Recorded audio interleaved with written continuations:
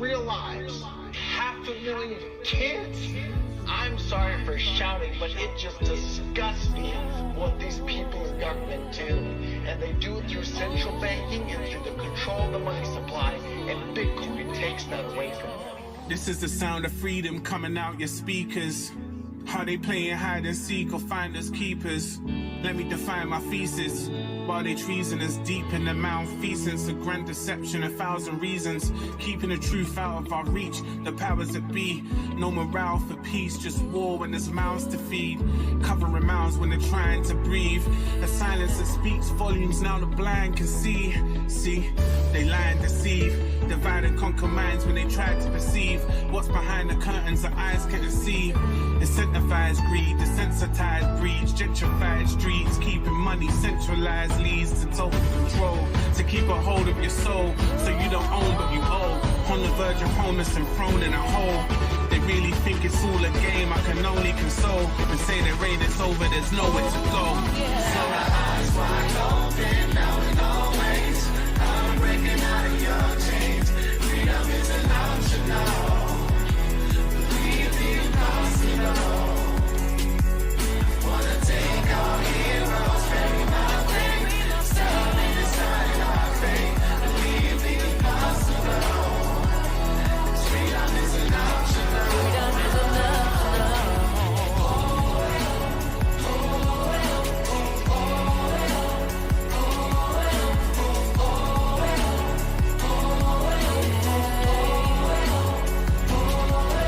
we can wait on karma to make him pay, but what's the price of freedom?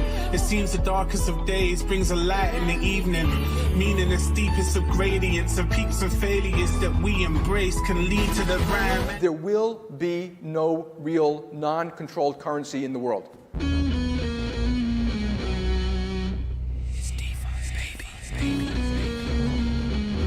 We're coming for you, banks. Increasing the block size to 32 megabytes right now. What would be the top 5 arguments that would get hurled against me? Oh, that's a good one. There are a few that the big blockers got right. Ching, like all these coins splash into the wallets of all the winners. I love that. There's a new threat out there. It's crypto.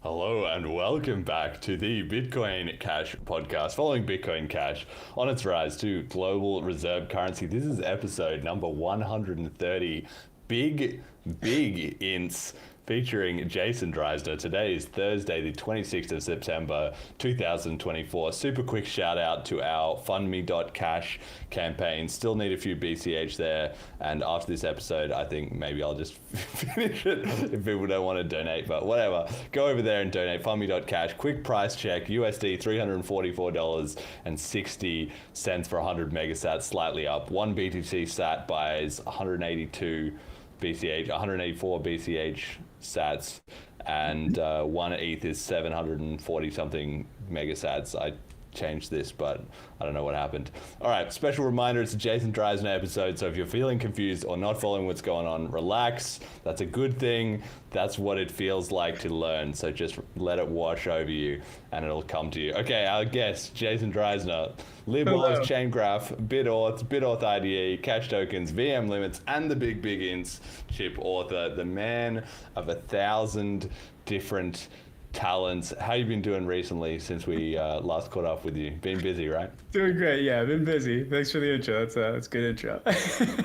Well, I can't keep adding stuff to this slide. Eventually, like, we're going to run out of room on this slide if you keep authoring more software. So we'll see. Maybe we'll have to shrink the font size. I think I'm almost done. It's been a lot. Yeah, it's been a lot. long journey in Bitcoin Cash. All right, Yeah. let's get straight into it. We got to just crack on because we got a lot to cover. So update me on the state. Firstly, we already talked the VM limits chip in episode 122, but there's been progress on that.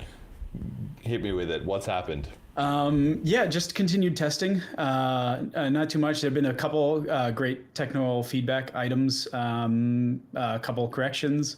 Maybe there's still one technical item that that a couple stakeholders are talking about, but we are seeking final reviews. Please, we're interested in hearing what you think about the proposal now, and looking at our very extensive rationale. Every little detail has been documented. We've tried to really expand not only on where things will stand after this upgrade, but also where it puts us for future upgrades. So we have reviewed a lot of proposals that have been in the community over many years, like what happens if we increase the stack sizes even more? What happens if we increase the number limit even more? And in this case, that is what generated the BigInt chip. What happens if we increase operation density? What happens if we increase operation overhead? There's like 5 or 6 others. You can check it out in the rationale. It's very dense, but hopefully written in a way that is a little bit more parsable, even if you're kind of new to the problems. A lot of this could be written as a series of equations, and there's a correct answer, and we have picked the exact answer that targets these limits right at the existing current limits. But the rationale is written in a slightly more human way, so that hopefully it facilitates like piece by piece detailed review, and talks about in context each alternative, and what the pros and cons are, and there, for each question there are really pretty obvious answers. It's quite nice that because we're truly basing it on the existing limits, there is very little that we have to even have as really a design decision. They're decisions that have either were made by Satoshi 14 years ago, and we have re-encoded them in like a density-based way so that it's a little bit more predictable, or they are things that were resolved in the years since then, 2014, 2015, in 2017. Obviously, Bitcoin Cash had some important scalability improvements as part of the opt-in upgrade to get to Bitcoin Cash. When you opted into using Bitcoin Cash as a new transaction format, that was a scaling benefit. There are 2018, 2020, 2022. Yeah, there's a number of it's been a long time getting to here. But yeah, I encourage people to take a look at the rationale. We are definitely trying to get all of the stakeholders who have seen this since 2021 or whenever, to come take a look at the very final where it stands.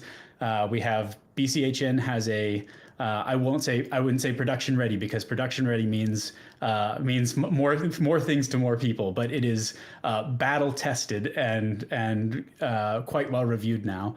And we've got another month and a half or so to let people review that more specifically, because that's the most common implementation by the miners.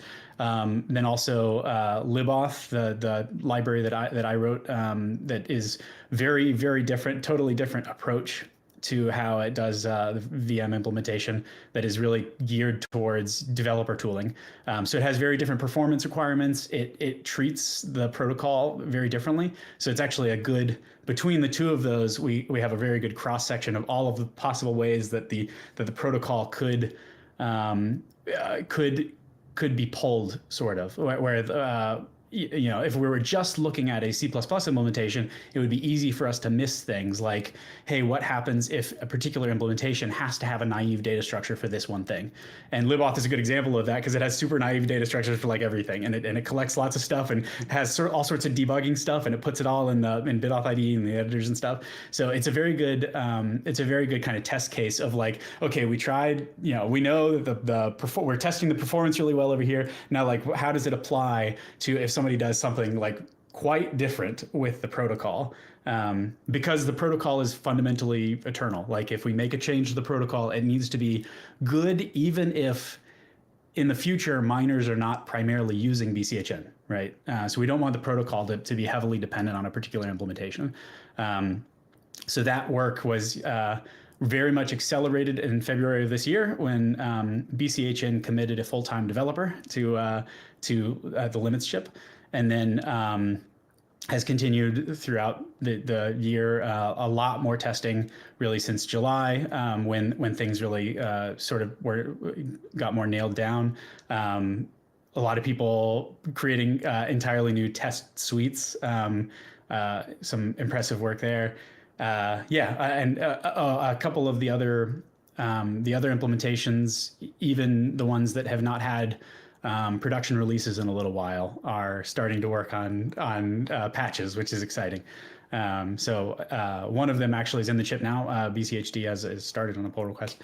And yeah, we'll see about other implementations over the next month or so, but it's looking good. We certainly feels good to have some eyes from each of the languages on what we have so far. And yeah, I think I've covered it. Yeah, the VM limits chip, I would say, is very close to finalized. So the kind of last call for technical reviews, and there's still some technical discussion talking about specifically non-standard transactions and how a specific part of it works. But that's also good news, because non-standard transactions are by definition the ones that most Bitcoin Cash users have no clue about, and it is for most Bitcoin Cash users. They will consider these discussions, though we think they're important. Those of us working on the development, we think every little detail is important, because these things are permanent and forever. We want to get them really, really right. But most users probably don't care what we do with this with this class of depending on your opinion, either non-standard transactions or abuse vectors, depending on how you choose to frame it. But yeah, so I think we're getting very close to the end of technical reviews. Technical reviews both of the spec, which is what really matters before November, but then also of the nearing production ready implementations. I won't call them production ready until November 15th. But yeah, we would love to get more people looking at both of those, both the spec and the implementations. The other, each of the other full node implementations, I expect would also like to have reviews. So if people want to go take a look at those also. But yeah, things are looking and feeling good. I'm cautiously optimistic. This is, of course, it's taken a very long process to get here, including, so this began in 2021. The developer community was sort of ruminating on it for multiple years. A number of developers kind of pushed me to start working on it again at the end of 2023, and I dragged my feet. And when BCHN committed to working on it full time and to working on an implementation in February, I have since been full time as well on it. And yeah, I'm excited. This is the getting to here took a long time. Getting to where we have a full technical proposal, very well specified, test vectors, benchmark. So the benchmarks are actually trimmed down now and put into the repo. We have been benchmarking on significantly more, and these are this is the subset that truly matters. It's not just like the combinatorial generated, hundreds of types of the same exact things, though we do hundreds of types of different ways of doing BigInt. So it is now committed to the repo with some pretty graphs so that people can see that have been broken out by operation type, so you can see exactly how things impact the worst case performances. So yeah, super excited and happy with where the technical side is now. And now the final lap begins of the human consensus process, which is no small feat, and will take a lot of work as well. But that's where people listening come in, please let us know what you think about the proposals as they stand. And we're looking for final final reviews. If there's anything anybody can find in the rationale or something like that, even if it's just something that isn't really clearly, it doesn't feel like it's clearly explained in the rationale, we want to get those in just like for historical purposes. It's important that there's a history of exactly why each little thing was derived in the way it was, or the trade-offs that were considered in those ways. So that kind of feedback is amazing. And then also we're looking for stakeholder statements. If you are a user of Bitcoin Cash, or you're a business, a miner, payment processor, if you have an interest in this at all, if VM limits matters to you or BigInt matters to you, we would deeply appreciate your statement of support or disapproval. Let us know exactly why, and it will go in the chip very shortly. We're going to start putting statements now that the chip is really very close to finalized. Statements can start to be about the exact product that is there, and the exact words. So people can be confident that they're reviewing that and putting their name on specifically one product. But yeah, I was going to say, because what's the plan for it? Do you have a deadline, in your mind? Like you say, okay, we're just getting to the final bits, but the last 20% takes 80% of the time sometimes, So like it's going to be hard for me to sign off on something if it isn't the finalized version. Oh, for sure.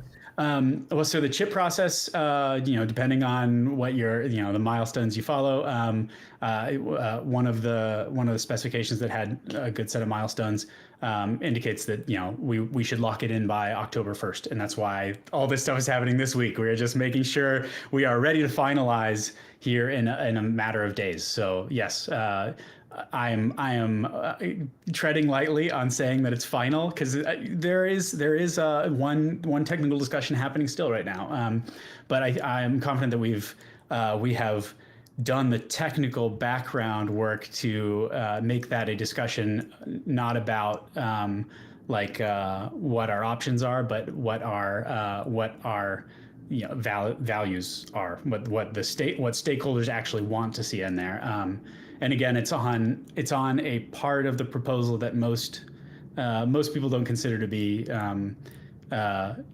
what they think of when they're working with Bitcoin Cash. They're not worried about what kinds of transactions can or can't be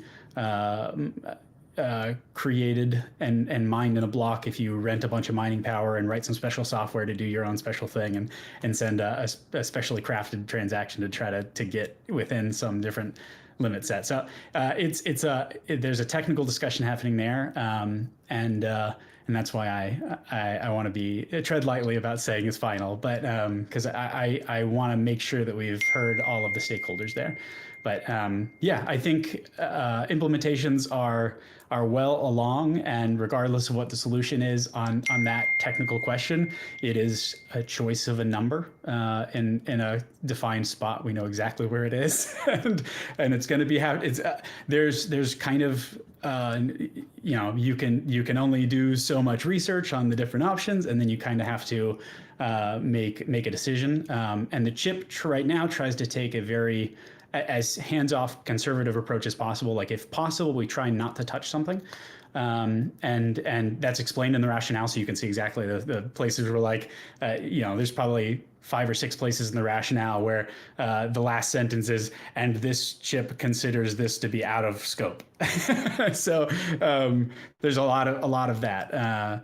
But yeah, I think the technical specs are, if not fully finalized, they're very, very, very close. Pending that number, basically, and a technical discussion. And I can't tell. It seems like people are either posing to fight it out over that one number or not. I'm not sure.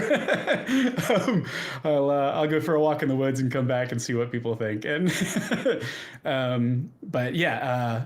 And then the next step of the process is stakeholder statements. And I'm confident enough now that regardless of kind of what happens with that technical question, I've gone ahead and contacted already this week more than 100 mostly developers, but also representatives of companies and like marketing teams and kind of adoption people who have been working in Bitcoin Cash since 2021 or so. And maybe stretching that a little bit more, just that all the people I've worked with it directly on these past proposals. So I'm trying to pull some people in, even who have not been who've not looked at the technical development in a while, see if we can't get some additional technical review in this final stretch, and get statements from people who want to be involved. But yeah, so you're not worried that that's going to start up, if you're pulling in outside people at the later stages, then aren't they going to start a whole fresh round of, oh, well, what about this? What about that, etc.? A little bit, but many of these people have already, again, this proposal is from 2021. I'm contacting people who saw this proposal the first time. In a lot of cases, they're like, oh, you're still working on that? So, by and large, the feedback is mostly like, wow, I can't believe it's actually done. So yeah, I'm cautiously optimistic. I do expect for sure we're going to get some mad disapproval statements, probably specifically on that number I mentioned. But it's one thing to have, a kind of in the software world, to have a holy war over one particular thing it's important. But most users don't have the same opinion of importance that maybe I have about these details. So which number is that? Which is the number that people are going to the density control about? limit calculation? Yeah. Okay. All right. And that's for only the non-standard transactions, or? Yes. So it only applies to transactions that cannot be broadcast on the network. They have to be. Right. You have to rent mining power. At the very least, you need to rent mining power. Or you need to own, thousands of dollars worth of mining power. And then you need to write some special software, construct some very special transactions. You need to have quite a bit of knowledge to create a specific contract that does just the right things to hit different limits. And then you need to plausibly claim in public that you're a victim of having that money either frozen or not frozen, depending on the result of this stakeholder what's being discussed. So and then there's also another side of it where there are people who also want those limits to be just very, very high. I'm afraid that that's almost certainly not going to happen, because we've been just extremely conservative in this proposal. And at the very top of the rationale now is explaining why we would choose not to make them super high. It makes the worst case cost on the network about 243.9 times worse. It's just not. It's not a plausible direction for this particular chip. It is possible it's a plausible direction in the future, but it belongs in probably a future chip with a little bit more testing. Yeah, that's really interesting, because you said earlier something alluding to that as well too, which I wanted to dig into a bit more, that a lot of the work having been done now on the test frameworks and even having been through this whole process of analysis is that we're better positioned. So at the moment, we're just trying not to make things worse, but increasing the scope. But in the future, we could maybe do another one, which was kind of like, okay, well, if we were going to actually push the limits a bit more and we were happy to have a little give in the worst case scenario, then maybe we could expand the capacity even further, right? Yes. That's the idea? Yeah, and actually, so the chip, if you check out the risk assessment for the chip, there is a section called expanded node safety performance safety margin, I think is what it's called. It's talking about the safety margin that we have right now, and it's trying to calculate what our actual safety margin for virtual machine performance is in the current network with the base assumption being from the chip's perspective that we want the nodes to be able to run on hardware that as old as at least 2017, which is a pretty reasonable time to target. That's when the Bitcoin Cash split happened. So and it talks about specifically, it has the calculations there for what our margin of safety probably is, and it's somewhere, depending on your hardware, it's somewhere between 10 and 100 times our current limits. So it's there. I mean, it's a significant margin of safety. It's nice to know that even if all of this other review weren't sufficient, our margin of safety is already high enough that we probably could actually raise the limits pretty significantly and have it not be a huge issue. Nevertheless, it is still maximally conservative to do the absolute minimum possible. It is always possible for a future chip to say, hey guys, specifically this one use case is prevented or by the limits or something like that, and we should just raise it a little bit to here. Here's the benchmarks. See, like, it's been 3 years now, and computers are now this much faster, and the block size hasn't significantly increased, and so our margin of safety is now X hundred, right? And then we propose you raise the limits to get our margins of safety, until our margin of safety is back down to 100x.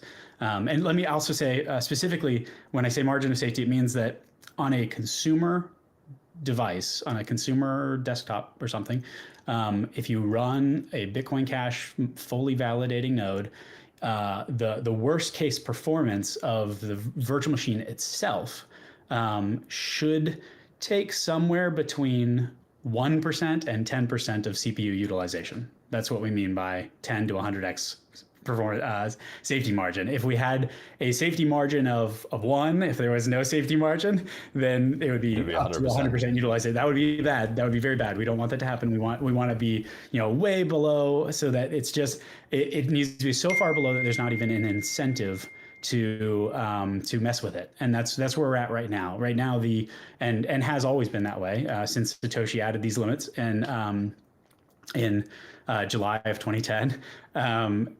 Since then, and actually, because computers have gotten faster, the limits have actually, the safety margin has actually gone up massively since then.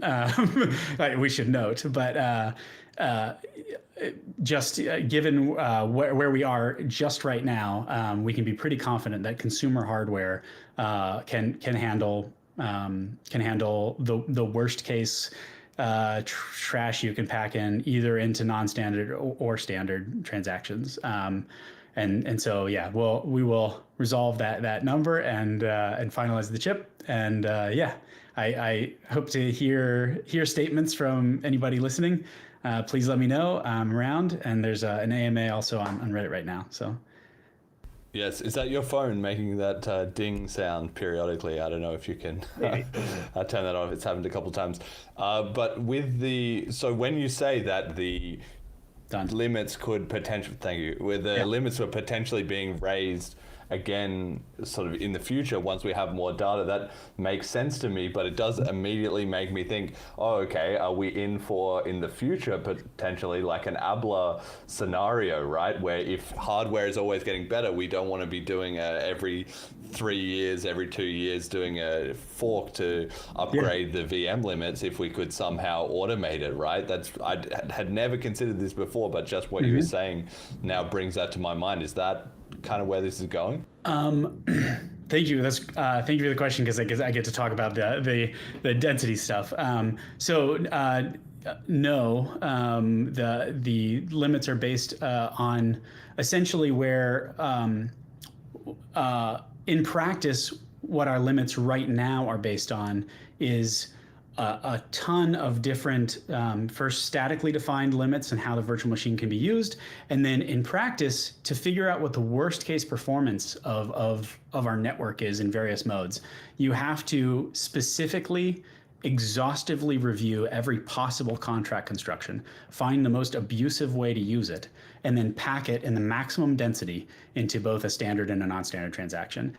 And the answer is actually different based on the hardware you're running it on and some other things. So it's in general, the worst case stuff is almost always signature checking. And in 2020, we the Bitcoin Cash network, I was not involved, but the Bitcoin Cash network got signature checking kind of under control. And that work was incredibly important for making this possible, because That made this much more tractable. We only had to get under control a few other things. But then I describe all that because I wanted to give you a sense that it takes to even know where our performance is right now, where our worst case performance is right now, requires the kind of review that has taken more than a year. And in practice began in 2021. I mean, to get to here, we had to build tooling to like build the tooling to build the test vector set. I mean, it's been a very long road, and that is a fault of our limits being essentially very naively defined in the virtual machine itself. And that's partially a function of Satoshi had to sneak it in. And so he had to pick a way to sneak it in essentially a few lines, and in a way that he was pretty confident that he could just kind of measure it now, sneak it in, and then I think probably in the future, be able to upgrade it a little bit easier than if he had tried to do something a little bit more complex, like a density-based limit, where he was trying to balance the cost of different operations. He didn't try to balance anything. He was just totally fine with signature checking being far worse and hashing being close to far worse, but a little bit less than signature checking, and then everything else limited just absurdly low. So right now, contracts get limited at the chip describes this actually, but it's, if you do the math, contracts get limited at less than 1% of the compute power that we allow malicious contracts to use, intentionally designed to be malicious contracts. And these new limits specifically keep the worst case standard transactions. It keeps them valid. It makes some stuff non-standard that we can prove beyond the shadow of a doubt cannot be plausibly non-malicious. It's actually the asymptotic limit of a plausibly non-malicious contract. It's hashing density, and that is it's 0.5, and there's a little proof written in easier to parse English, not in math, in the rationale. You can look at it, and it links to some stuff and has the numbers, but it's there is a limit that we can say is really a truly absolute worst case of what a plausibly non-malicious contract might be, and it's not literally possible to create a transaction that is plausibly non-malicious that even gets close to that.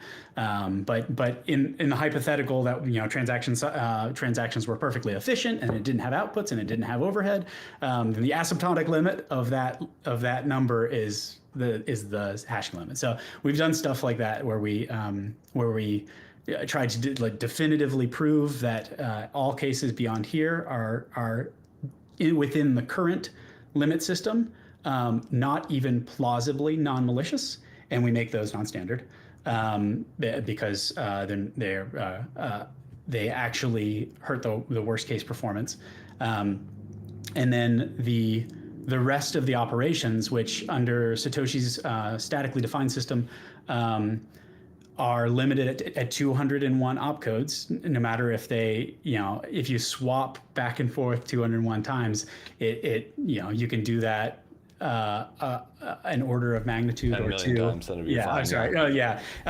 It's just the balance of the current operations is just way out of whack. There are essentially a couple high peaks. There's some low stuff in the numbers area, and bitwise operations is a little higher depending on your implementation. That was another place where it was important to have both libauth and BCHN, so we could think about like the eternal properties of the protocol, not just how it works in C++ right now. You'll find all that stuff in the rationale and some of it in the risk assessment. We've tried to describe it in a way that is maximally reviewable. Obviously it's dense stuff, but it's written, I swear, just in English. And the footnotes should give you whatever calculation that is relevant. I hope we've done really well at demonstrating not just that if I can say anything, it's like it's easy to assume that okay, they just did a bunch of testing and picked some numbers that are good, and that is just not the approach at all. You start analytically, and you actually derive what the correct answer is, and then we simply validated it on multiple implementations. And there were a few things where we were a little bit surprised at the performance that we got in certain scenarios, especially with operation overhead and libauth and stuff. And those led to us reviewing that, actually the time complexity of this one thing requires that we limit it better. And in the final version of the protocol of the proposal, the overall way of limiting sublinear and linear time operations is far more comprehensive, far more reliable, I would say, than previous proposals. It really is a great way to handle it, because it also handles.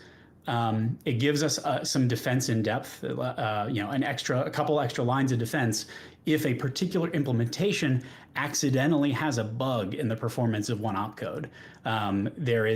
There are a few different barriers to that bug becoming an exploit. There's a barrier in that there is still like a density limit in how many operations you can actually get to execute. And then there's a density limit in the amount of input you can essentially give to those operations. And then there are, some of the higher level limits for the expensive operations that are greater than linear time complexity. But for the most part, a lot of the research that is relevant to the rationale, you can read through it and stuff. A lot of the research to that we've known for many years. Some of this stuff was well known in 2014, 2015. Played into the block size wars, and people were coming up, proudly announcing a new clever way that they found to create linear time complexity in the VM. And those were all super helpful. We think that the VM has been very well reviewed now, and given our first our again comprehensive review and deriving limits where we currently have them, and then these extra kind of barriers to extra layers of protection where we limit the density of input, we limit the density of operations, and then we have additional limits specifically on the most expensive operations. So yeah, I think we're in a very good spot safety wise. Okay. All of that before we talk about the 10 to 100x safety margin. Yes.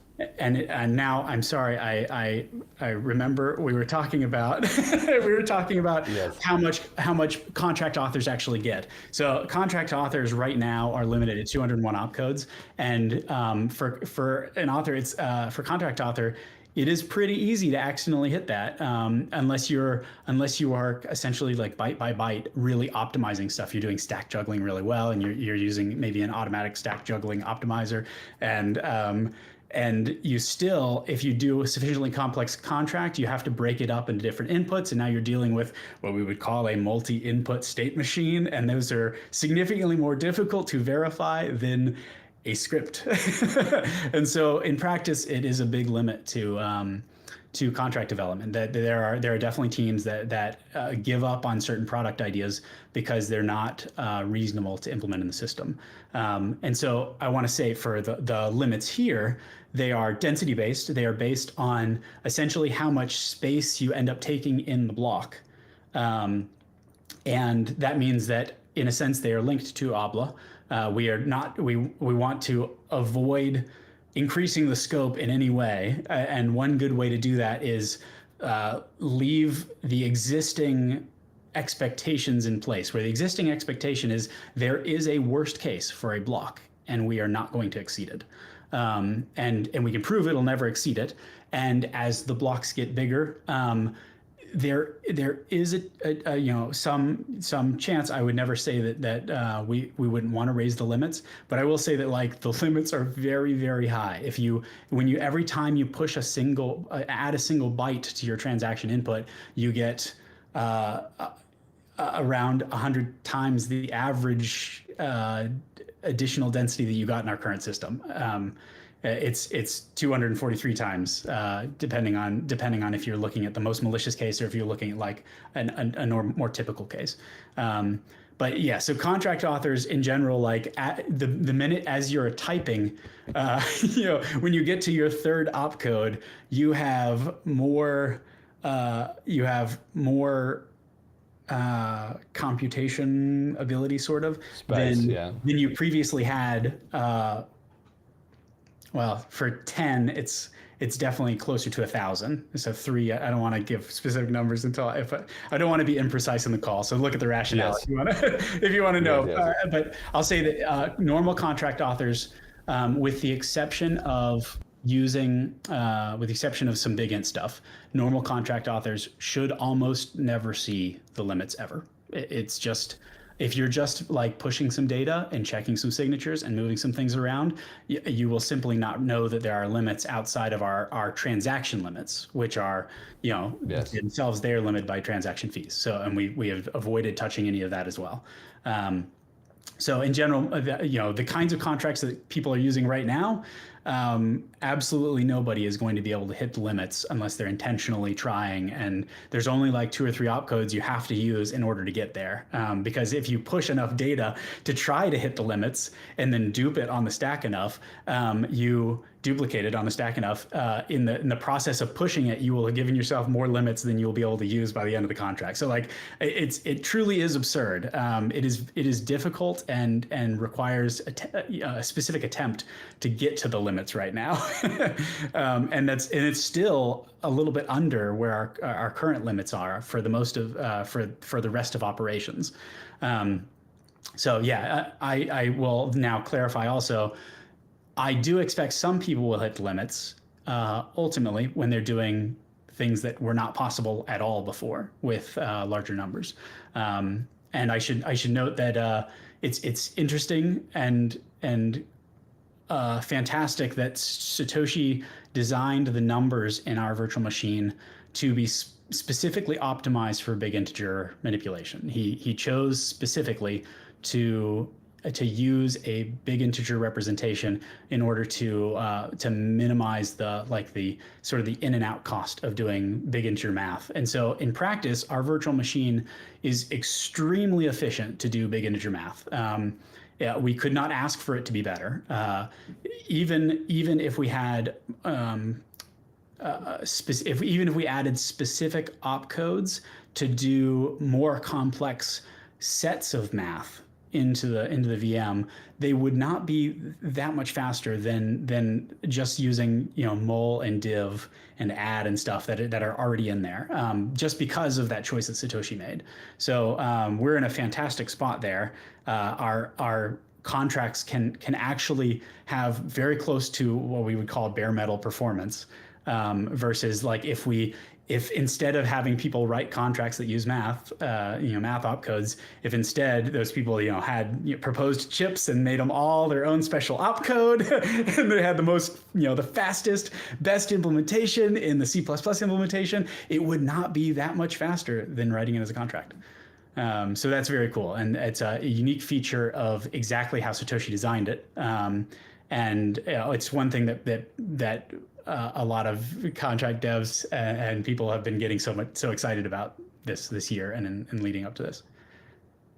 Yeah, so talk to me about the BigInts then. We sort of touched on that, I believe, briefly in the previous one, but that was still a bit more up in the air as to whether people would get on board with it. It seemed to be coming late in the process, even though it was kind of a sub element of the previous chip, but things have changed significantly there. Give me the update on where we're at with that. And to be clear, we would prefer for chips to be done and proposed, and not surprising at all, more than 12 months before the upgrade. So there's definitely a question. We want to make sure that all stakeholders are excited about it. And so I'll say background wise, of course, the limits chip has been in long development. It really kicked into high gear in February with BCHN, and then has continued throughout the year. As I was talking about before, the verifying not only that this upgrade is safe and a good idea right now, but also looking forward, where does this upgrade leave us if we need to increase the stack item length, which is important for post-quantum crypto, right?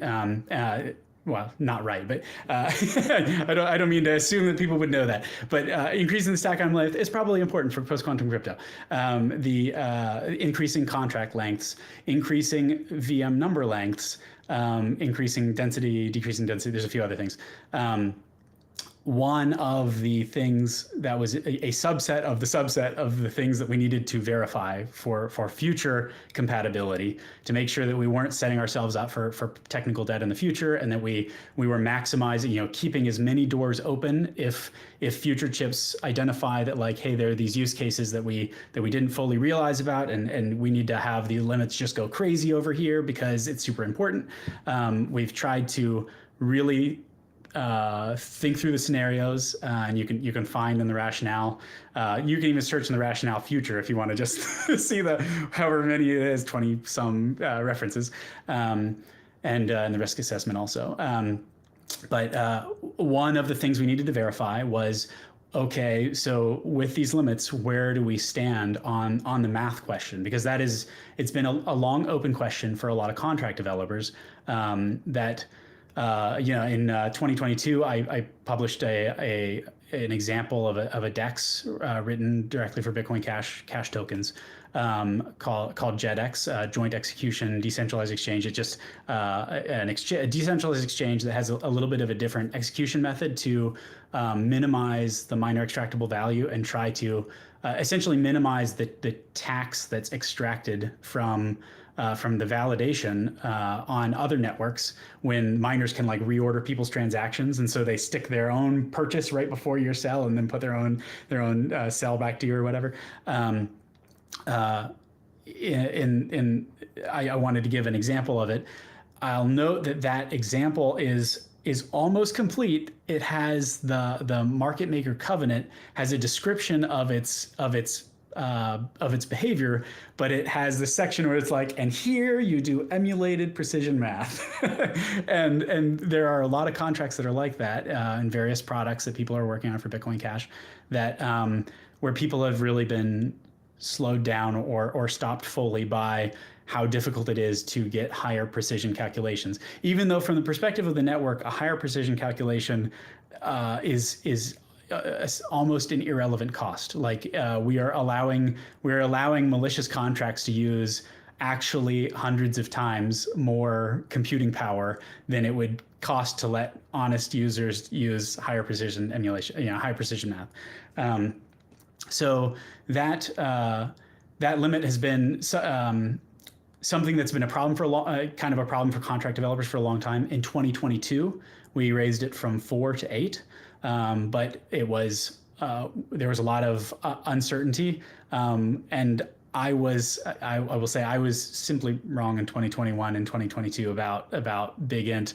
Not that we did need to figure out the limits in order to do BigInt, but I also thought that it was just not going to be possible to do BigInt like this, and that's just we just needed to have all of these other things, the other prerequisites lined up, where we have the tooling to build the tooling, to build the test vectors, and really confirm that, like, oh wow, doing math at that length of input is even in our VM context is not really a significant difference in performance than any of the other operations. And so we based on the time complexity of some of the more mul, mod, and div, they are limited a little bit more. But it turns out that when you are able to get the kind of the limits to a sensible place, it is very easy to go ahead and instead of raising the max num size, and depending on your implementation, it's either max num size is a limit, or in BCHN it has been in 2022 was optimized to use the fastest possible 8-byte math. And so in practice, there is a real implementation cost to adding a BigInt implementation. However, academia and much of the business world has been using big integer arithmetic for many, many, many years, and the library that BCHN chose to implement there is very rock solid. And we've got, we're testing against OpenSSL, we're testing against a separate Python-based implementation, we're testing against a separate JavaScript V8's implementation, we're testing against actually a self-inspecting tests that are called property-based testing. A really great testing suite was developed by an anonymous contributor to use the opcodes themselves to test the formal properties of how math should work, and it randomly tries millions of combinations, and we can run it for as long as we want and verify that this is BigInt math. It works exactly as we expect it to at any size bytes you give it. So I think we're extremely confident in the implementation part, and what is notable, and the reason I made a judgment call to split off the BigInt chip rather than try to say it's just one of the limits, because it is, while it is technically one of the limits and we do not need it anymore, it is completely obviated. What matters is not the technical scope necessarily. What matters for a chip is the scope that people thought the chip started with. And so even if I believe that the limit system is one thing, and like all of the limits are under consideration if we're trying to fix the limits, I thought that the best course of action that was maximally transparent and hopefully would give people the most time to think about it and look at it, was to break it out as a separate chip and try to do just a separate process just for it. I recognize that it is, in that case, 2 months late. If it's just its own proposal, it is 2 months late, and we need to be careful about creating a precedent for upgrades that are not essentially boring. The chip process is about producing boring upgrades that are the highest quality we can possibly get, and then getting really good consensus on it in kind of the least sweat and tears option. And human consensus is hard. It's always hard, but a boring and expected upgrade process is the way to do it. And so I split it off separately. I did not want it to stop the limits chip, but it was important that we test the limits chip with it. And so we had to get to a nearly production ready implementation. And it was two different implementations that were working on it. And so I made the judgment call, and some people will disagree and think that I should have put it in the limits chip, or that I shouldn't have proposed it at all because it's just too late. And I decided that I would just try to get it out there and see how people see what people think about it, even though it is 2 months late. It was released 10 months. It was published 10 months before the proposed upgrade. I'm cautious. I'm cautiously optimistic that right now it doesn't have any negative technical feedback. It is it's concerns about precedent. We don't want to create a precedent that a chip can just show up out of nowhere, and so it has to be super clear that this chip truly is downstream of the limits chip, and there is truly something that's just exceptional about it. And I'm sorry for that. If I had realized 2 months earlier that not only is it possible, but it was going to be truly achievable by this deadline, then for sure I would have been like, hey guys, we should do this, and then there would be no concerns at all on the table. But I fully recognize and take responsibility for that being 2 months later than it should be, and I'm gonna leave it to the process now. It is in kind of the final lap. It is the chip process. We're looking for final reviews and final statements,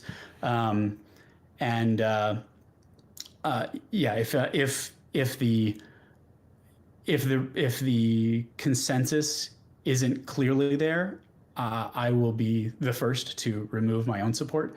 But I'm not concerned at all about it on a technical level, and I think that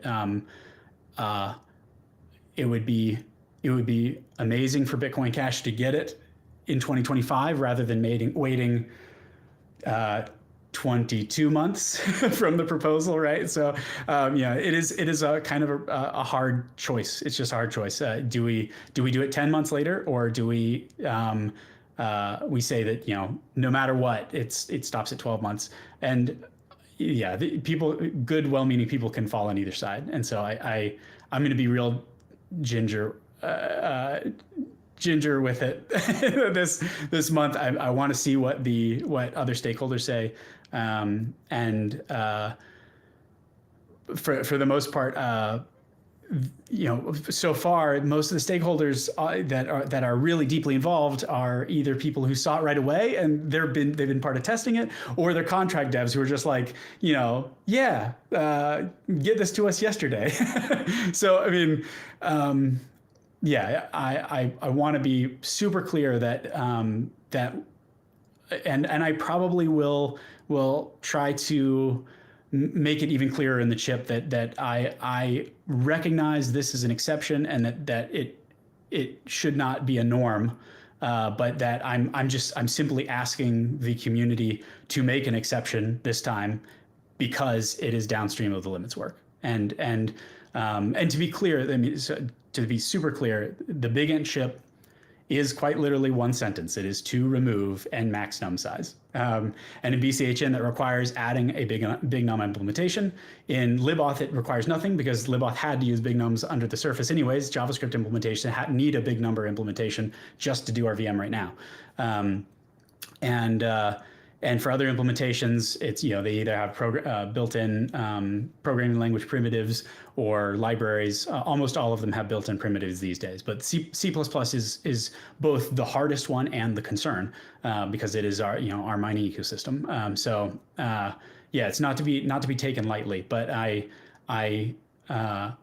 will try to even clarify more, and I've been working with stakeholders in the past few days, clarify even more in the chip that if it goes through, we should be real clear in the future that this is something that is literally downstream of something that started in 2021. It is not new. There have been 2 or 3 chips proposed since then to do things with math to try to get this feature to contract developers. There were chips last year and chips the year before, and of course the 2022 one where we actually did raise the limit. And following this limits upgrade, if it goes through, that limit is simply not necessary at all anymore. And it's actually, when a limit becomes not necessary, it's a good idea to pull it out then for overall protocol simplicity. So I did weigh it quite a bit before daring to say like, hey guys, I think maybe it's a good idea to do this year, even though I'm 2 months late. And I'm sorry, but let's, it would be fantastic if we could test this really well, even if it doesn't go in until 2026, because testing it is just part of verifying that we really got limits right. And so that work happened. We tested it really, really well with the limits chip. We are certain that the performance the performance qualities are what we would expect from time complexity analysis, and we verified the actual implementations against all these other versions. I think we're in a good spot technically, but this is obviously where the final lap begins, and I will honestly defer if it does seem like there is concern about precedent, because I think that's the primary concern is precedent for our process, and it's important that we maintain our system of organized revolutions. Because human consensus is very hard, and it is easy to mess up. And when you mess it up, it's very hard to fix. So we're in a very good spot right now, and I would not want to jeopardize that. So yeah, if it does come down to it, if people have good disapproval statements, then I will add mine to it. But for now, I am cautiously optimistic that it certainly can happen technically, and that we can differentiate sufficiently. That this is it's just weird. It's not like Bitcoin Cash is going to change its limits maybe ever again. They would be density based now. And with block size automatically updating, there's really not many knobs to touch anymore. And we did not pick any new numbers. That's all derived. There are really not many opinions encoded in these specifications. They are just what is existing right there and giving that ability to contract authors. Yeah. I mean, I think, like you say, we're certainly at a really good point. It occurred to me as I was thinking about this topic that if you draw from August 1st, 2017 with the BTC split, and then up until November of the 2020 with the XEC split, we're at just about, or I think even past the point now where the period of no splits has now exceeded more than 50%, of that time, right? So right. It doesn't feel like that, but I believe that's right. For sure. That's funny. Yeah, once you actually sit and think about the maths, I feel like maybe we need to start doing some promoting or something about that, because that's quite a statistic once you think about it. It really doesn't feel that way, but it is, and that's obviously a ball we want to keep rolling, right? So that gives me two sides to the coin there, because on one hand I kind of think, well, things are going well, so when you're winning, win more, right? Like that means there should be a bit of give, because everybody's not traumatized.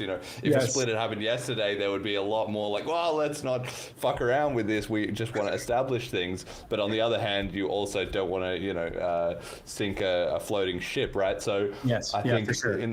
And human consensus processes are really delicate. A good quote there is, the price of liberty is eternal vigilance. Like, human institutions are just inherently really hard to make uncorruptible, and we in many cases, even the ones that people thought were pretty uncorruptible have been obviously corrupted in many ways. So there is no substitute for eternal vigilance, and norms are incredibly important. So there is definitely and it was a little bit of a challenge to decide whether or not, like, wow, okay, we actually can make this happen this year. We have this is the earliest we've ever had 2 implementations for something like this. And do we do it in 10 months or do we do it in 22 months? that was a challenge.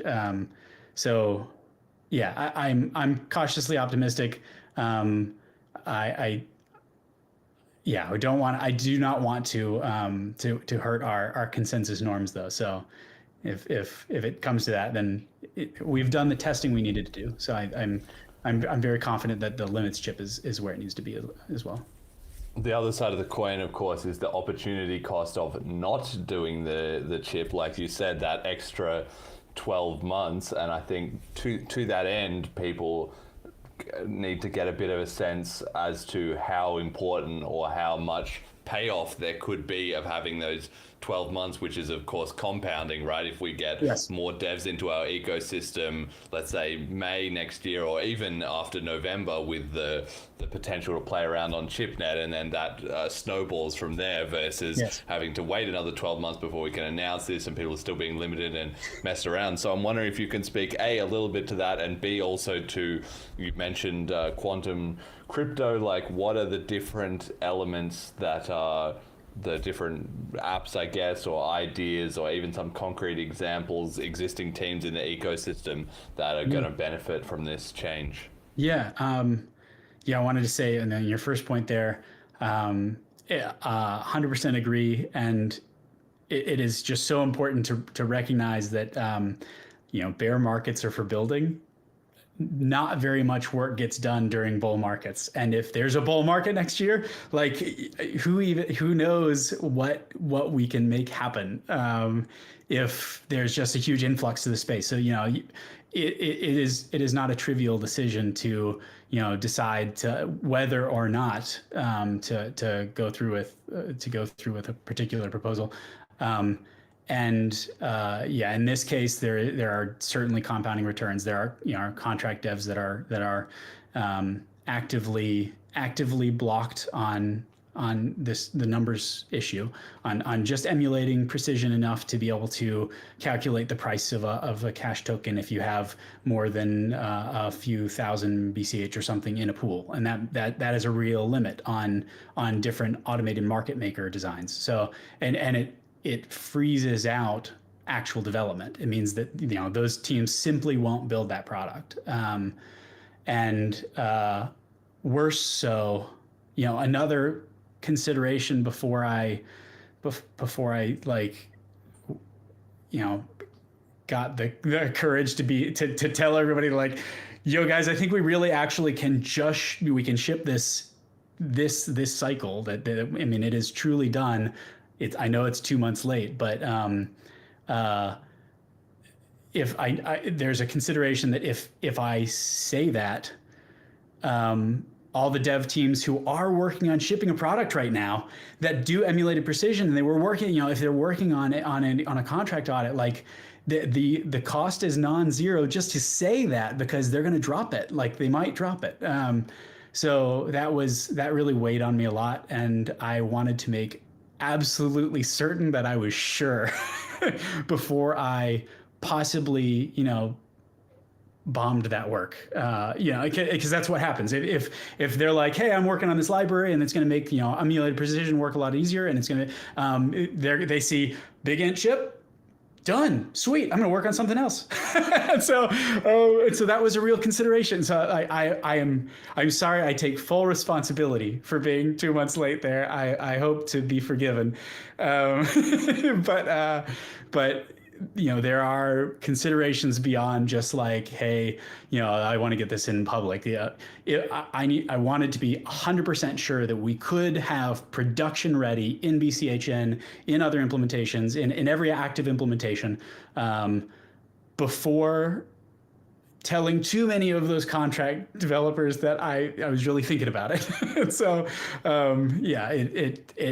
that verification simply took me 2 months longer than I would have hoped. But so sorry, you're all the way to the question of where does this leave us. So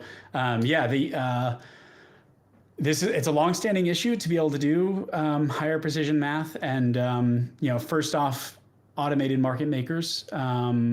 There's all sorts of different contract systems that you see on Ethereum and other ecosystems, things like collateralized loan systems and decentralized stablecoins, and different kinds of automated market maker systems that have different properties, like where they balance between two similarly priced assets, and then market makers that are sort of optimized for meme things, optimized for fast movement. There's stuff for prediction markets, a number of those kinds of use cases. I would say another element of this upgrade is, of course, for developers, for the limits upgrade is being able to get past the 201 opcode limit. That's huge for some subset of developers who, when they hit those limits, they have a couple options. They can try to optimize it a little bit, but there are limits. And when you fully optimized it, if you still are over the limit, you now make the choice about whether you want to triple or quadruple the complexity of your overall system by having to develop a multi-input wallet system that needs to now pull UTXOs from multiple places. And it just spirals the complexity of your setup. And in practice, dev teams do abandon projects based on the cost of development. And that's a development cost issue. the other thing I did mention earlier is the stack size stuff. There are a number of I don't want to overpromise here. There are a number of newer cryptography things that you can do with obviously math. And if we don't have the limits on our math, and if our contracts have surprisingly high limits based on what we currently have, just letting contract authors use the limits that we give to malicious contracts right now, so we know that they're safe because otherwise they've not been exploited right now. So allowing contract authors to use those limits for higher precision math means that a lot of new cryptographic primitives are in bounds, things that you can try newer things. There's obviously quantum resistant crypto. There are zero knowledge proof systems of various constructions. There's homomorphic encryption. There's a number of what we would call just new cryptography that is not necessarily widely thought to be 100% safe, right? We believe SHA-256 is 100% safe because we base our mining on it. Like if it's not safe, something's very wrong, right? So we can be confident in SHA-256. We can also be confident in our signature scheme. We can't necessarily be confident in some of these other systems. There are formal proofs that they are safe, but then there are times when what we thought had formal proofs of safety that they were not. They had incorrect assumptions, or they were simply wrong, or whatever. Most of the time they're not simply wrong. There's an assumption issue, but there's just some uncertainty about newer cryptographic primitives, and so something that's very cool about having a BigInt manipulation in contract land is that people can experiment with this stuff, and it's not the network's problem. Like the network can do fine, like letting you do quite a bit of postmodern cryptography, and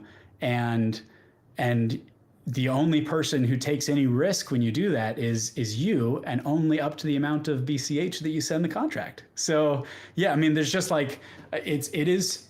I think it is pretty big to be moving in that direction, and I don't want to overpromise.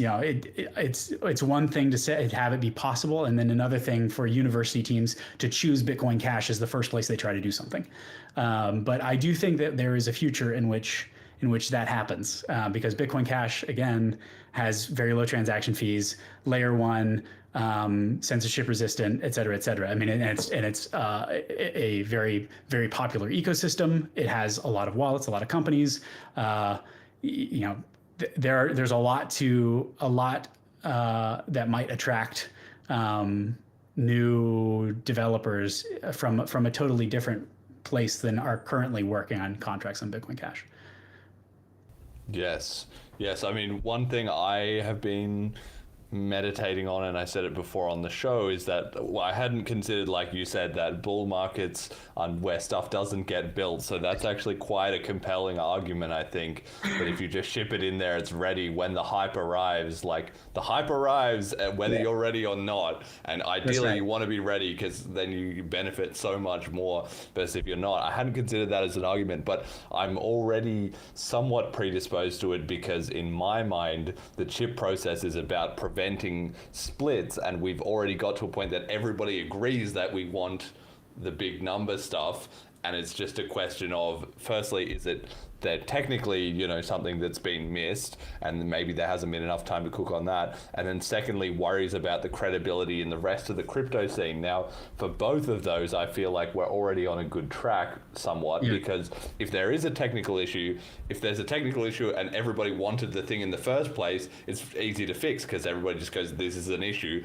let's fix it, right? If you can get consensus on the thing, you can get consensus on the fix. The problem is when you can't get consensus on the thing, but it gets in anyway, like inscriptions on BTC, and then you can't get consensus on the fix either. It's like a vicious circle, But the other aspect with the credibility, I'm also not super worried about, because this is maybe going to be the last little period of time where BCH is a bit off the radar of the rest of crypto. You know, we're getting more eyes, we're getting more traction, but it hasn't really arrived in earnest that people are keeping a close eye on what's going on in BCH. So if we're going to take somewhat of a risk or a chance or do something a bit unorthodox, I think now is a pretty excellent time to do it, because if in 2 years or even in 1 year maybe, by the time people are really starting to go, hey, what's going on here, that would be a less good time to be doing something a bit non-standard like this, I'd say.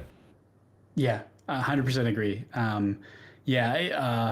It definitely needs to be appreciated that again, bear markets are for building. Like, it is hard to stress just how little gets done when the price is rocketing up. Nobody is shipping, and in part because like companies don't want to rock the boat. If they've got a great product working, it's getting new users coming in, they are making sure support is good, they're fixing bugs, they're not developing new products. That is not product development time. When the door is on fire because people are coming in so fast, you are not thinking of new ways to bring people in. You are working on keeping your company growing and, you know, not blowing up your costs too much while the markets are rising, et cetera, et cetera. So bear markets should not be squandered. And that's definitely, that is the thing that made me consider, like, wow, we really probably should try to ship this year and you know, just see what people how people will if people will accept it, you know. I think that there is a very good chance that over the next few years it could become harder for a number of reasons, like geopolitical, also, like, you know, global recession, changes in global politics. It's things can change very, very quickly. You may be surprised as to how quickly various geographic locations turn against crypto all of a sudden, and then vice versa. They flip back the other way.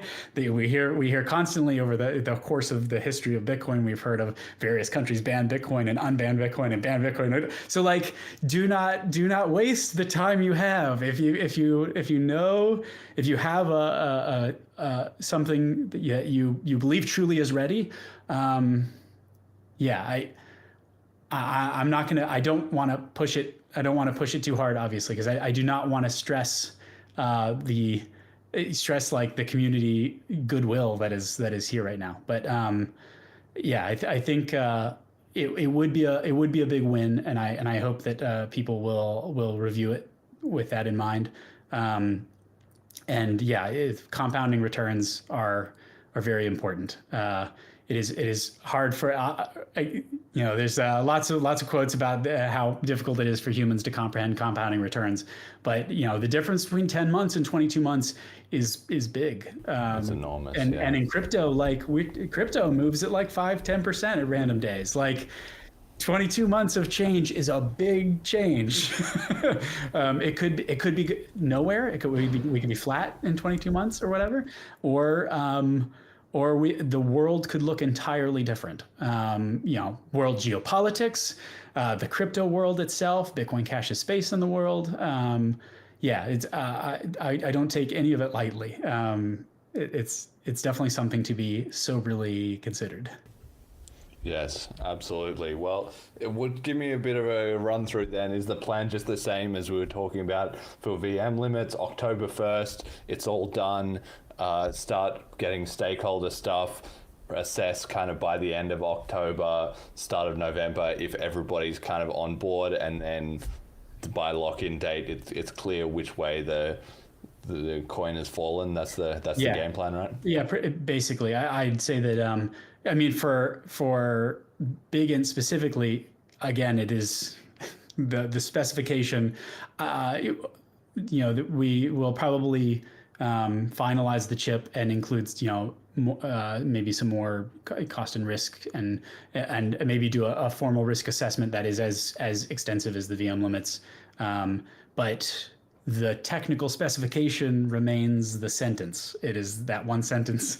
The n max num size is removed, and there's a rationale describing why it doesn't make sense for us to add more to the technical specification, because some implementations simply don't, it's actually just a limit they're going to delete. And in the original Satoshi implementation, it was a limit they're going to delete. And really just in the C++ implementations, is it something that is genuinely hard to implement. It's not, they don't have a built-in primitive that is considered super safe.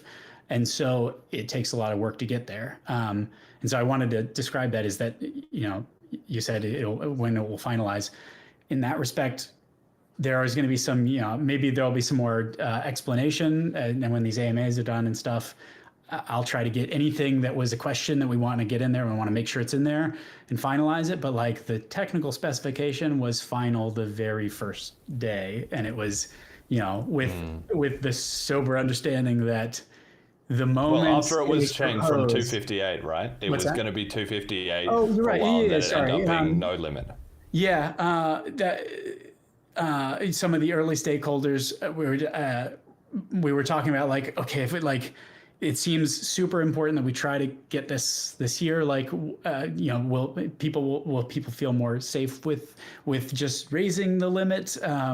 And yeah, there was some, I had some uncertainty there also, but it has developed to, and after review and several people saying, like, no, like, if there's no reason to have the limit, we should just remove it now. And that is a very compelling argument.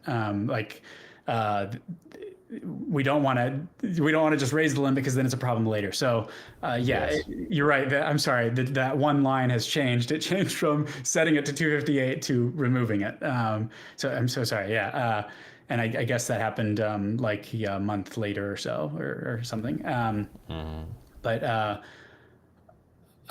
yeah, so that will finalize by October 1st, according to the process. I mean, I'm going to try to follow it as best as I can, and just ask people to review it, and if they have concerns, just whether technical or process, I want to get them recorded. And if it does seem like it's going to be a real issue, then I 100% will withdraw my own support and recommend that other people withdraw their support, and I'll propose it for 2026 instead. But yeah, we'll see. But yeah, I don't want to hype it too much. I don't want to doom it by saying things like that. But as long as people understand, as long as people understand, when I say that, I am not at all worried about the technical part. First off, the review has been amazing already. The review was very good months ago, and now it has increased in levels. It is certainly the best tested part of our code base now, because of the property-based testing suite and multi version programming that we're doing around testing different ways, confirming that every single implementation of big integer out there agrees with BCHN's implementation specifically, and then of course combinatorial test vectors that are part of the set that is for VM limits. I think we're in a very good place technically there. And then again, even there are all those other protections where we have density level protections. We've got existing things derived from the existing limits level protections. We've got the 10 to 100x safety margin, and then we also have 6 months of ChipNet deployment. Like, it's something that's been fantastic with the chip process is getting to a resolution on November 15th. And having ChipNet so people can start developing products on it.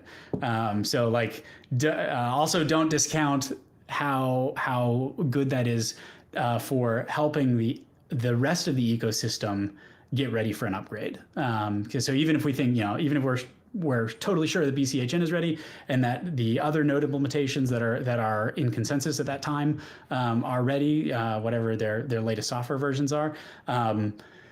even then, there's a lot of companies that do that do have to upgrade their systems in various ways. If they have some internal patched version of some node, then they need to implement it as well.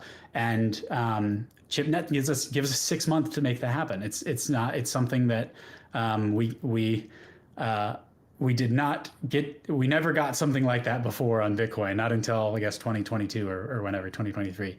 But so there are a number of protections that make me much more confident in the technical part of it. But there is there's a sober reality to consider with, do we want to, do we feel like it would create a precedent for things to be moved too quickly? And if so, I don't want to do that myself. I'm gonna. It is a hard place to be in. I mean, it's a hard decision to make, and I'm sorry I'm making people make it. No, it's all. I think it's important. Yeah. Can't be sorry for doing too much good work too fast. It is something I thought about hard before making it too public, because again, it just cuts the legs out of people who are doing great work in that makes math easier in the interim. Like, we can technically deploy emulated precision math right now, but it's very expensive to develop and audit for security contracts that use that. And so, I mean, to maybe explain a little bit further, it would have been doubly worse if I was not 100% sure that it could happen before making it more widely known that I thought it could be really truly done, production done, with plenty of time before November. And so it's sorry about that. I hope that people will review it on technical merits, and then also if you do have really strong opinions about our social infrastructure, please help us. We can hash that out in the community as well too. That's still an ongoing discussion that everyone needs to have. And to that point, can you talk a little bit about one thing that I have noticed, especially with this, is that the BCH network effect, when we're talking about coming into a new year and the compounding effect and so forth, is really starting to happen, because over this last couple of months, the surge in interest and help for this project has been massive in a way that would not have happened, I don't think, 2 years ago, certainly not 4 years ago, right? I'm wondering if there's anyone you want to give, any extra credit to or discussion of how that all has come about to help you get things over the line, because I think that's increasingly what we'll hopefully see in the BCH community as a result of everyone being aligned and working with these strong processes. Yeah. I'm scared that I'll miss people, but I for sure, big shout out to BCHN and to Callan, who has been the MVP on the implementation side, for sure, and then also to an anonymous contributor who has done some very intense testing in the past. Specifically for BigInt in the past few months, but then for limits, like it is very. I mean, that list is going to be very long, and I'm almost a little scared to like when I finalize the chip to put the acknowledgement section together, because I'm afraid I am going to miss some people. But I'm gonna make sure I go through and try to get everybody. But contract devs that have been pushing for this for years. Honestly, I was not, in January, I was not planning on trying to complete limits this year. And there were definitely some contract devs that were like, we need this year. Jason, do this. it's like, you're going to make me do it. So my development schedule is ruined for the year, but it's okay. It's hopefully it was worth it. And I'm sorry to chain graph people. I got a bug to fix over there. I've not touched since March. There's some stuff to catch up on after November and a long vacation, but we'll see. Absolutely. Okay, I think we've covered basically all of that stuff that we needed to, and we have time for maybe one or two other quick little things to sneak in there. One thing people have been talking about a little bit has been double spend proofs has come back up on people's radar very interestingly, and I think this is basically because the scalability of BCH is now looking in a good spot. Programmability is looking in a good spot between cash tokens and now obviously the VM limits and the BigInts stuff. So speed is now kind of winding its way back into the mind of the community as what do we need to fix or upgrade. Just wondering if you had any thoughts about either the adoption of double spend proofs or also ZCEs, right? Is one of your things and might be impacted by these changes. Is that going to help us get over the line with exchanges being more willing to accept Zero-conf and stuff like that? Where's all that at?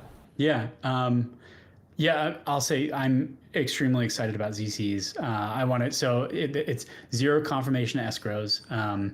This is in the pieces of the ZC proposal from 2021. The pieces of the ZC proposal are, by our standards, ancient. Like the first proposals probably were on the early Bitcoin forums, and surely at least 2011 or 2012.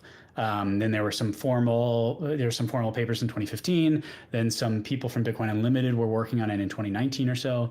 I ruminated on it or so from 2019 to 2021 with colleagues at BitPay. I worked at BitPay from 2013 to 2019. Gave me a perspective of how merchants think about payments, obviously. And so, it was something I was very steeped in. And to be very, very honest, like the double spend, the concern of Zero-conf, transactions is very real. Like most merchants do not have the time or resources to dedicate to like creating a special risk system just for Bitcoin Cash. So that's what Bitcoin Cash people need to like deeply understand, that Bitcoin Cash competes with everything. You compete with all the traditional fiat currencies. You could compete with other cryptocurrencies. In many cases, cryptocurrencies that are not even meaningfully decentralized. They're like run by a foundation. They have like a VC backing. They're like three guys in a house. You can arrest the entire cryptocurrency, right? I mean, like they're not censorship resistant for sure. And many of them are the ones that you are competing with on payments. So you have to understand, like you need to be truly competitive, and if merchants aren't getting on board with zero confirmation payments because there's such an effort to have a specific risk system, and more directly, there's also there's a systemic risk of zero confirmation payments. If the instantaneous value of all zero confirmation payments reaches a certain amount, there's an incentive for fraud as a service mining, and we don't want that to happen. Like it would be great if zero confirmation payments are sort of like the friend to friend payment strategy, because nobody's going to double spend a friend or a repeated business contact, but there is an actual need. There is a real need for low trust payments, and so the zero. I am very excited about zero confirmation escrows. And sorry, I know this is going to be I should focus on the chips at hand, but I do plan on picking up ZCEs again. If I can just explain the scenario. You go to a Bitcoin Cash meetup at a bar or something, and you're onboarding somebody, and you're like, hey, so you've never used this before? Okay, cool. Here, download this wallet, and let me send you $10. And your wallet sends them a transaction that has the $10 payment, and then what's called a ZCE output, a zero confirmation escrow output, which is essentially a promise to everybody, including the network, the miners, everybody, that you will not try to double spend this transaction. And then they can take the $10 they just got in their wallet. There's no locking period or anything like that. There's no setup, and they can immediately spend $5 of it to buy a drink. That's the use case. And the merchant can know that the $5 they just got has the finality of a 1 confirmation, and in some cases a 10 confirmation transaction, because fundamentally that first transaction that you gave them has a $10 output on it, and a $10 here and $10 here. And if you try to double spend this transaction in the next 5 seconds, the network will see and will confiscate the money from this output and give it to whichever miner gets the lock. And then the merchant still gets their money, and you just lose $20. That's all. So in the case that you don't double spend it, that $10 is immediately back in your wallet. You can spend it immediately as a Zero-conf payment. You simply can't use it as another Zero-conf bounty until the next confirmation, in which case a miner can be confident that, in which case a merchant can be confident that the first one has already been mined, and if the value is less than the block, then they can go ahead and mine it, and they can go ahead and accept this ZC. Yeah, so there's some details on the chip, but like fundamentally, you don't have to understand too much about the various edge cases if you get the sense that the goal is to get to a payment that a merchant can truly trust is actually going to stay. Like, they get the payment and they actually don't have to monitor the chain at all, because if it's a ZC payment, even if you do try to double spend it, first the whole chain will broadcast your transaction for a few seconds to revoke it back. And then after about 5 seconds, as a matter of as a logistical detail, the chain should not continue to try to forward your transaction, because that would actually help to an attacker to mess with zero confirmation output. So it's very strictly limited to that 5 seconds. And then, however, even if you do try to like secretly sneak your transaction to a mining fraud as a service miner, the miner has a greater incentive to stab you in the back and take the money anyways, and give the merchant the money they expected they were going to get, and maximize their own payout from the bounty. That's right, and because the bounty is equal to the payment, you cannot have an incentive to pay the miner $11 to take this money back, unless and the chip specifically discusses there are some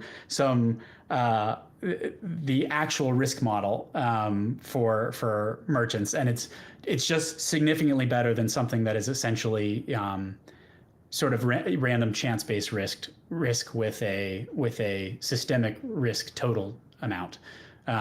So yeah, I think that it really hits our use case, the design brief, if we're trying to optimize that welcome to Bitcoin Cash experience, and being able to instantly pay in a in-person scenario where, for example, for whatever reason, you don't have an ongoing relationship with that merchant, or they don't have a good way of like finding you if it becomes fraudulent. And yeah, we got to understand that like we are competing with other payment methods, and even if we can say that like, yeah, technically zero confirmation transactions are slightly lower risk than credit cards, like, no, you need it to be like 1,000 times lower risk, or effectively zero, if you want it to be worth their time. Because when it's just getting started, like any product that you're trying to get people to switch to, you need to be 10 times better for it to be worth switching. So yeah. That's easy. And that's assuming you had all the customer base and everything. BCH is already in a disadvantage in several ways, so we cannot afford to have any gaps in the pitch, basically. Yes. Yeah. What about with like exchanges and so forth? Let's not worry about merchants for a second. What about exchanges or other parts of the ecosystem? I'm trying to think what else would be on people's minds, like maybe some kind of even like cross-chain bridges or things like that. Yeah. Would that make a difference there? Yeah, and digital purchases too. Like depending on how revocable the digital purchase is, some of them are really truly limited by Zero-conf.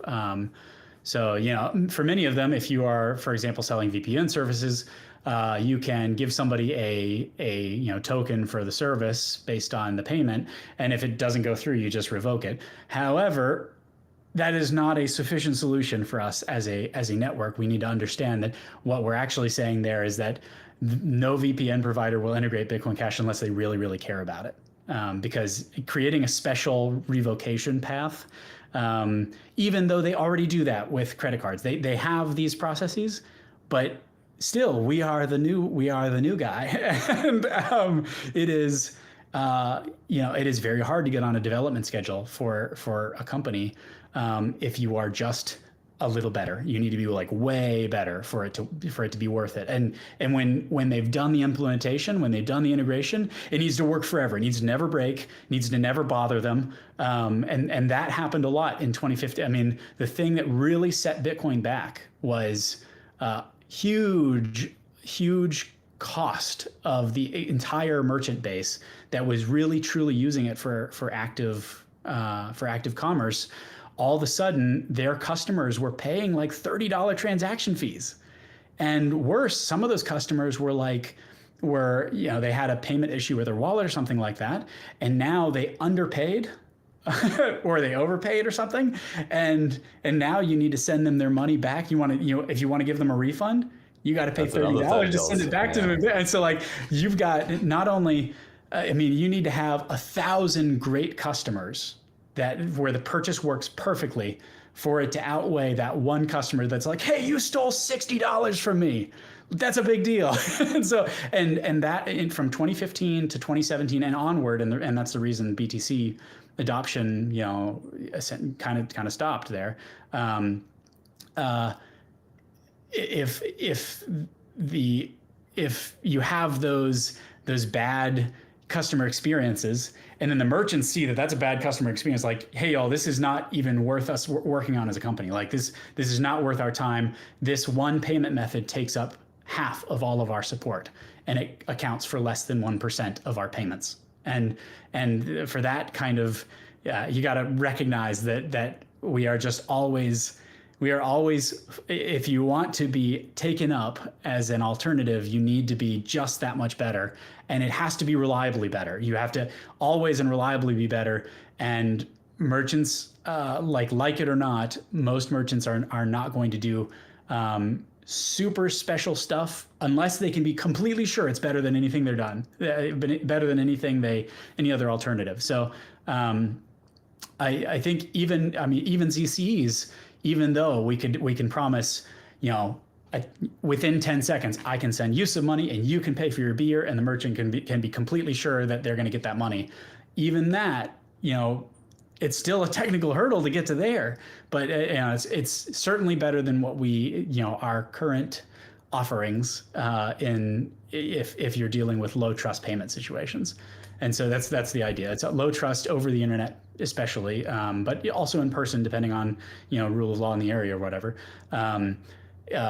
Internet payments, I think exchanges are a good candidate for early adoption for CCEs because, and especially depending on risk models or whatever. If you put a multi-$1,000 commitment that you're not going to double spend this, and then you send them a few $1,000s worth of Bitcoin Cash in the output, you get that money back immediately back to your wallet. Your wallet did not lose that other money. It's not like locked up or anything. It's only taken if you specifically write software to abuse it. And in practice, very few ZCs are ever going to be confiscated. Like it's something where we'll have to kind of test it every 10 blocks or something like that, and have a website that's like, yeah, these all got confiscated, so we know ZCs are working. But in practice, everybody's going to know that it doesn't work to double spend a ZC, and so you won't see it.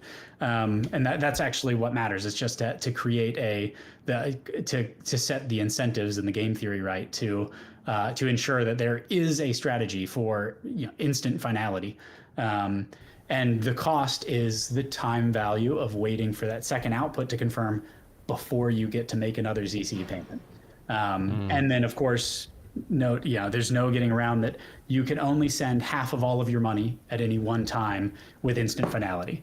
But honestly, I think that's a pretty good trade-off. Like very few people are emptying their entire, wallet or their entire savings on one single transaction, and especially especially if they know that this is there, they can just have a bit extra to make sure it's fine. Yeah. Yeah. So I mean, a lot of people walk around with 50 or 100. And if you're in the U.S., $50 or $100 in their wallet or something, and your average transaction is 20, right? So I think it's a pretty reasonable expectation that we can think that that we can make good product experiences that use the instant finality and kind of just blend right in into the wallet and get us to where we can truly say that, like, one thing I think is very cool specifically about ZCEs is if a merchant, if the receiver is listening on the network before they receive the ZCE and then they receive a ZCE directly from you, if they then go broadcast it and they know they're connected to some nodes,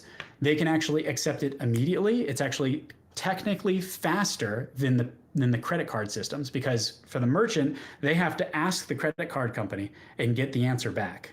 And for ZCEs, it is one directional. It is based on the actual, like, the game theory. When you get the ZCE, when you have it in hand, without beyond the shadow of a doubt, that if you broadcast this in the next 5 seconds, the entire network will help you rebroadcast it to a miner who will defect if the user who's paying you tries to double spend you. So it's that 2 seconds of the credit card loading thing that you see yes. on the payment terminals that would be gone. Yeah. Yeah. So I mean, it is technically possible to have, so ping times are a problem in payments. Like, the time from when the terminal gets the payment and and actually in credit cards, they ask a bank and they ask the other bank, and sometimes sometimes it's not direct. And so, we actually have a solution that can have literally lower latency than the trusted card systems, because it uses a trustless solution, which is pretty cool. Like, there are a few solutions that fit that design brief so perfectly. I'm very excited about that in the hopefully in the next year or two. It is. I'll say from a technical perspective, it has been possible to do ZCs since 2021, and I've been busy, but some of the early feedback in that chip process was so worried about that 5 seconds, where that sounds like RBF. Like, if I get a ZCE and we replace Zero-conf transactions for that 5 seconds, like, we're no better than RBF, but like, that is not the same. 5 seconds is less than the guarantee of what people should already be waiting for a Zero-conf transaction. You need to listen for a second or two. And in practice, 5 is the safe number that BU in their testing determined. And so that's what the chip said, for earlier testing on another topic. But yeah, that ZCs in general were certainly, people on one hand, people were like, "There's no way that's a real solution. Has it really been that simple all this time?" Because it's something that we had been talking about for a decade, and it did take fitting together some puzzle pieces that became possible on Bitcoin Cash. It took fitting together some puzzle pieces that kind of were resolved by the Bitcoin Cash split, and like what should be possible and what should not be possible as a transaction. What should contracts look like? What is the long-term vision for how contracts work in the system? And then there are also some other game theory things that weren't possible as an option until the double spend proof idea came about. And so combining some of those things and getting to a solution that was like, oh, okay, the puzzle pieces actually all fit together now. That was very exciting. But it was also like kind of so shocking that I would like dare say that I thought I had a solution that worked this way. Quite literally, that's it. That I would even dare say that I think I have a instant finality solution that is trustless, doesn't require us messing with the block times or with miner incentives or doing proof of stake, mining validator proof of stake.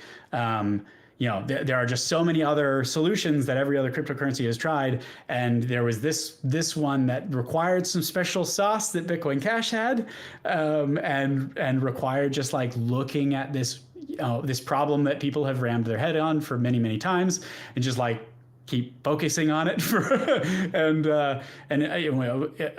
it's not even something that I was myself alone motivated enough to work on. It was actually like other friends and colleagues that are interested in Bitcoin Cash, and I worked with a Bitcoin Cash at BitPay, who were like, "No, dude, there's got to be a solution here." I'm like, "Nah, there's definitely not a solution there." And it turns out there was. I mean, it took us like a year and a half of like, "No, that's not a solution." And what about this? And so there was a long. There was a lot of rumination there between sort of 2019 is, I think, when everybody kind of assumed it was dead with Zero-conf forfeits, which had it slightly was super close, super close, but didn't quite have the help of knowing that this the double spend proofs would be an idea that worked on Bitcoin Cash, and so that solves the chief problem of creating an escrow based game theory setup where you can have super good finality based on an advanced commitment. So yeah, it's super. I'm very excited there, and it really, I think it was held up a lot by first. And I'm sure people who are listening to this are still incredulous. There are definitely going to be some people who are like, "There's no way it works that way." And please let me know if you find an issue. I would like to know, because I do expect to pick it up pretty soon again. And yeah, I think that the five seconds of relay is not just a good idea. It is specifically like, from the perspective of the network, it is a pro-social thing for every node to try to relay these confiscation transactions specifically. It's actually it does essentially what double spend proofs does, but it's kind of one step better in that for some time there were some Bitcoin Cash nodes that chose to relay double spend attempts because out of a wanting to help merchants see them and immediately try to punish the illegal activity. But in practice, that actually increases the risk of fraud. And so it's something that we kind of had to learn, that the pro-social thing for the network to do is to squelch double spends and not relay them. Honest, normal Bitcoin Cash users don't want double spends to be sent around because it makes those Zero-conf transactions just a little bit less secure, and we want them to work as well as possible. But I would say there's also another level where double spend proofs goes another step and sends around a proof that this person double spent. That's really awesome. Now we can actually, instead of sending around a proof and having the merchant have to do anything about it, we can actually just execute the confiscation and send that around. and the attacker gets automatically punished and the merchant automatically gets their money, which is just the best solution. The best solution is something the merchant does not have to do. I mean, their wallet has to look at the transaction, but they can do it with very limited state, and certainly the state that they already have if they have a payment system. So yeah,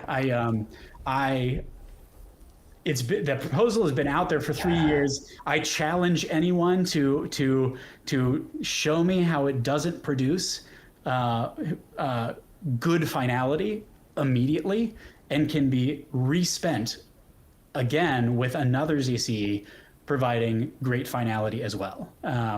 And in the chip, I don't want to be imprecise. So in the chip, I say specifically what scenarios you get as good as one comp finality, and I think I even reeled it back because I wasn't really confident in it in 2021. But there are some scenarios in which I believe it is better than 10 comp finality, at least on Bitcoin Cash right now. So yeah, I'm interested in reviews there too. I would love to have those, and I do plan on working on that, and soon.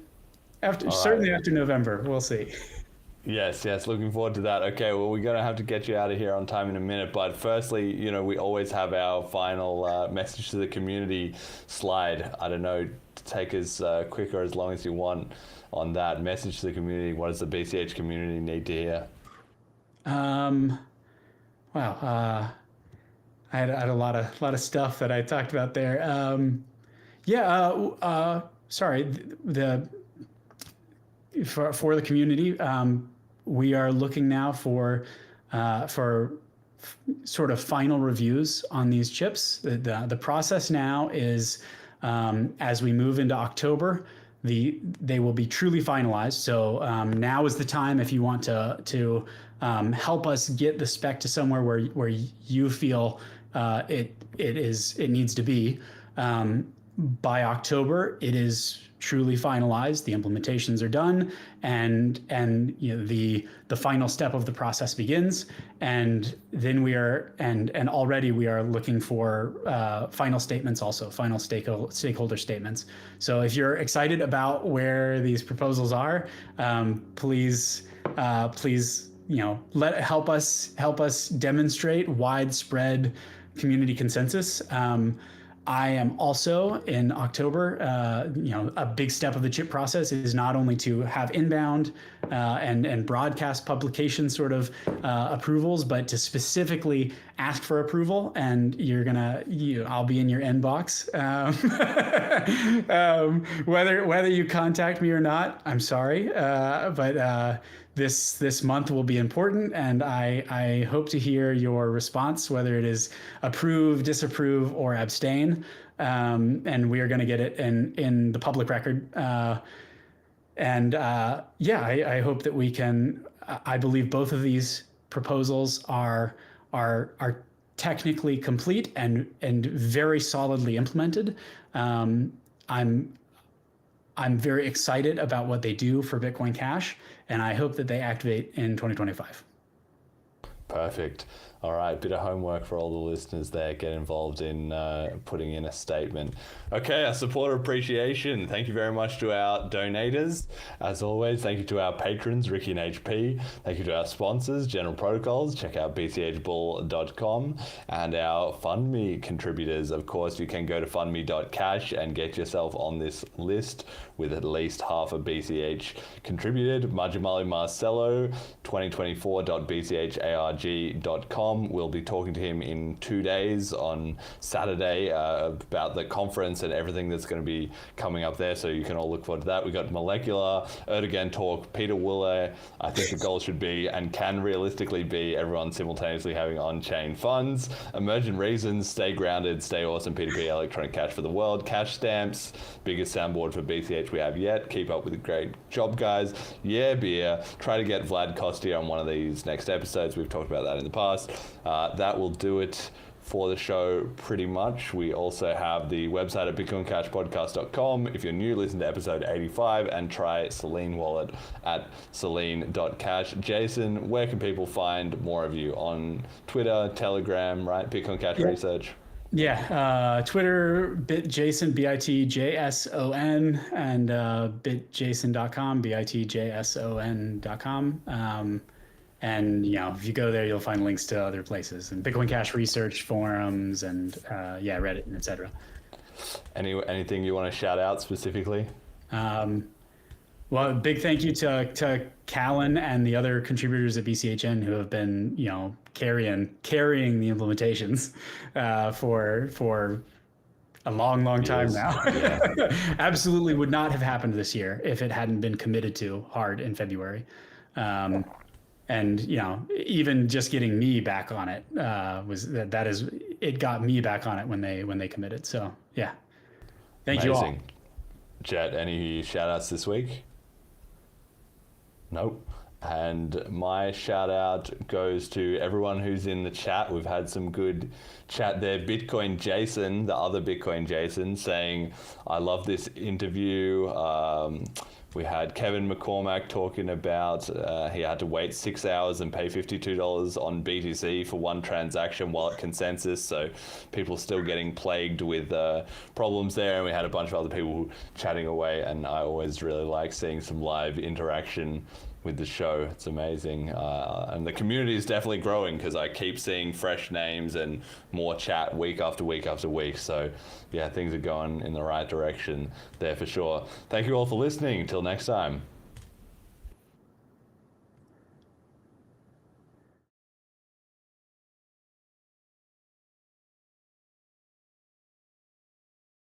Reports that more than 500,000 Iraqi children have died as a direct result of U.S. sanctions. It's not just theoretical. These are real people with real lives. 500,000 kids? I'm sorry for shouting, but it just disgusts me what these people in government do. And they do it through central banking and through the control of the money supply, and Bitcoin takes that away from them. This is the sound of freedom coming out your speakers. How they playing hide and seek or finders keepers. Let me define my thesis. While they treasonous deep in the malfeasance, a grand deception, 1,000